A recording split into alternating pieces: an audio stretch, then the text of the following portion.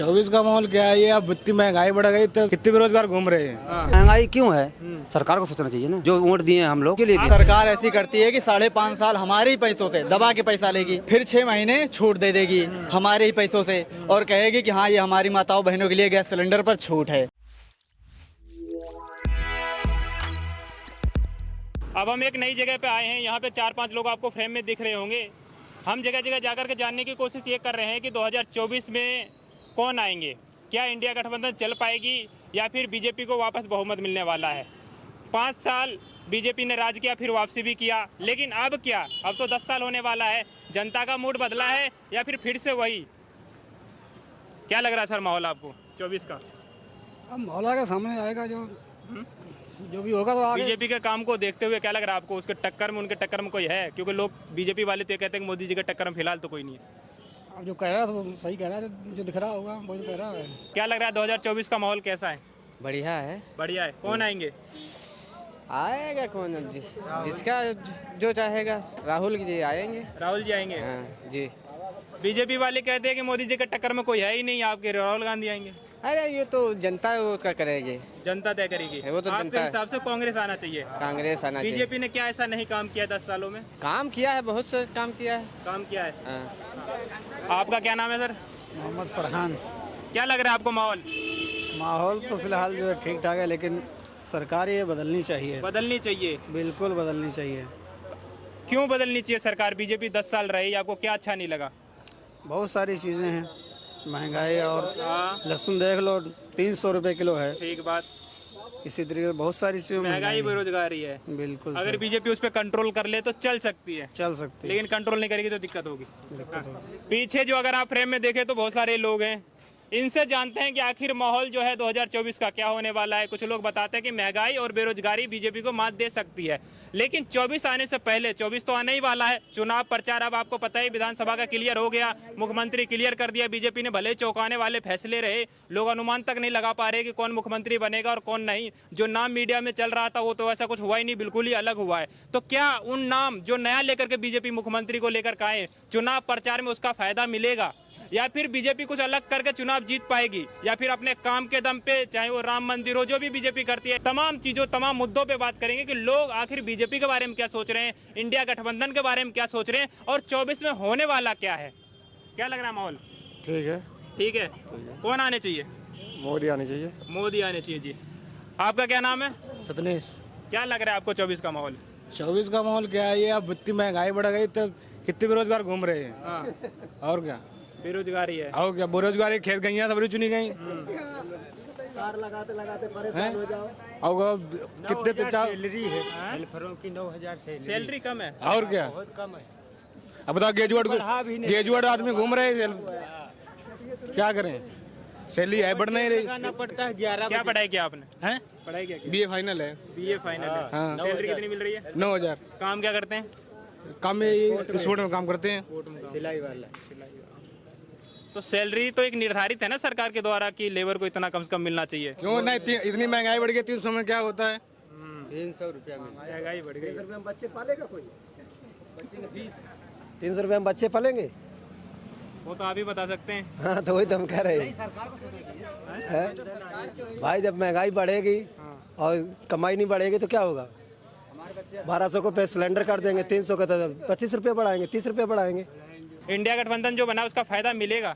मिलेगा तब देखा जाएगा, मिल तो नहीं रहा है ना अभी। क्योंकि आप लोग महंगाई बेरोजगारी की बात करते हैं, तो क्या महंगाई बेरोजगारी के साथ बीजेपी ठीक है? महंगाई कम किया जाए या तो सैलरी बढ़ाया जाए, तो यही आदमी चाहता है। और क्या चाहता है? मजदूरों के बारे में सोचती, दोनों के बारे में सोचे तब तो ठीक है। मजदूर के बारे में सोच ही नहीं रही है सरकार। सरकार मजदूर के बारे में कहाँ सोच रही है सर? इतने लोग घूम रहे हैं, पूछ लीजिए, इतने लोगों से आप पूछे हैं, कोई बताया है कि नहीं बहुत अच्छे में है? सब तो यही बताते हैं महंगाई बहुत है। महंगाई है। महंगाई क्यों है? सरकार को सोचना चाहिए ना।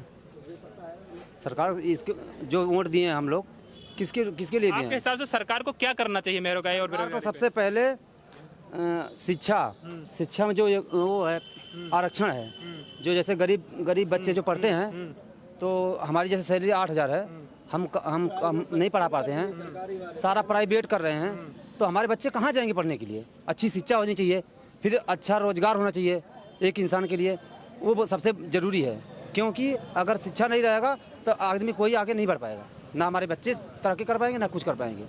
सबसे मेन फंडा है हमारी सैलरी बढ़ जाए, उसके साथ साथ शिक्षा एजुकेशन पे ध्यान दिया जाए सरकार को। एजुकेशन, स्वास्थ्य स्वास्थ्य व्यवस्था हाँ तरफ से मिल जाए तो मिलना चाहिए। आयुष्मान कार्ड बता रहे हैं, कहीं मिल रहा है किसी को लाभ? खाली फॉर्मेलिटी अदा की जा रही है और कुछ नहीं किया जाता। फॉर्मेलिटी अदा की जा रही है। सरकार बस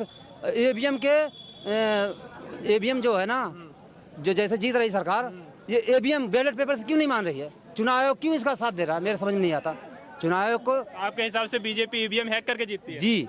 बीजेपी वाले ये भी तो कहते हैं कि जहाँ पे कांग्रेस जीत जाती है वहाँ पे ईवीएम ठीक रहता है। अरे नहीं, एक आध कहीं हार जाती है, बाकी तो जहाँ 2024 का मामला है इसमें देखना कहाँ हारेगी, कहीं नहीं हारेगी। जो जरूरी जहाँ पे है उसको, कि यहाँ मेरे यूपी में हो गया जैसे ज़्यादा सीट है, वहाँ पे जीतना, वहाँ पे कतई नहीं हारेगी। क्या लगता है आप लोगों के सैलरी के हिसाब से जो सैलरी मिलता है उसमें बच्चे पढ़ लेंगे, आपका घर का खाना पीना चल जाएगा? नहीं भाई, ऐसा तो नहीं हो सकता। बट जो अभी दीपावली देखा गैस सिलेंडर सस्ती की है ना, ये लोग करते क्या है, सरकार ऐसी करती है कि 5.5 साल हमारे ही पैसों से दबा के पैसा लेगी, फिर 6 महीने छूट दे देगी हमारे ही पैसों से, और कहेगी कि हाँ ये हमारी माताओं बहनों के लिए गैस सिलेंडर पर छूट है। ये हमारी जनता को बेवकूफ़ बनाया जा रहा है। हमारा ही पैसा लेके हमें ही छूट दे देंगे पिछले 6 महीने के लिए, और 4.5 साल हमसे ही दबा के पैसा लेंगे। बात ये है। राजस्थान में बोला 450 का सिलेंडर देंगे बीजेपी, हाँ वहाँ सरकार बन गई, वहाँ 450 को देगी। यूपी में भी तो बीजेपी की सरकार है, यहाँ की जनता चूतिया थोड़ी ना है। अब ये बताओ 2014 से पहले 450 को सिलेंडर आती थी, उसमें भी सब्सिडी आती थी। अभी सिलेंडर आती है 1100 900 जो भी दे रहा है, लेकिन अभी उस टाइम तनख्वाह आदमी की 600 और 500 कमा रही थी। अभी मान लो 700-800 कमा रहे कारीगर, लेकिन उसी सिलेंडर का दाम अभी 1100 हो गया। तो भाई उसी हिसाब से कारीगर करे तो 1100 करो, लेबर करे जो 300 था उसका 600 करो, तब न हुआ। ये कैसे होगा भाई?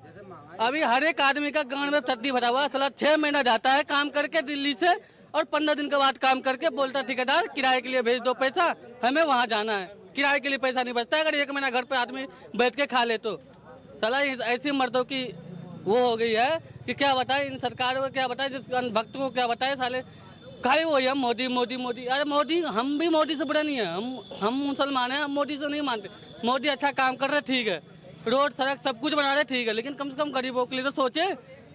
सड़क ये बताइए, जो दूध हम आए थे नोएडा में 2014 में, तो हम 24 रुपये 23 रुपये का खा रहे थे, अब वही दूध खा रहे हैं 35 रुपये में। जो सरसों का तेल हम 70 रुपये में लेते थे, वही सरसों का तेल अभी 180-90 में दे रहा है। जो किराए हम दे रहे थे 1400-1300 में किराए पर रहते थे, वो किराया अभी 4000 में रूम मिल रहा है। ये सब कहाँ गया? कहाँ से भरेगा आदमी बताइए? महंगाई, बेरोजगारी और लोगों को कितना पैसा मिलता है, उसमें कैसे गुजारा होता है, वो आपने इनकी बात को देख करके तो समझ ही गए होंगे कि आखिरकार हालात क्या है।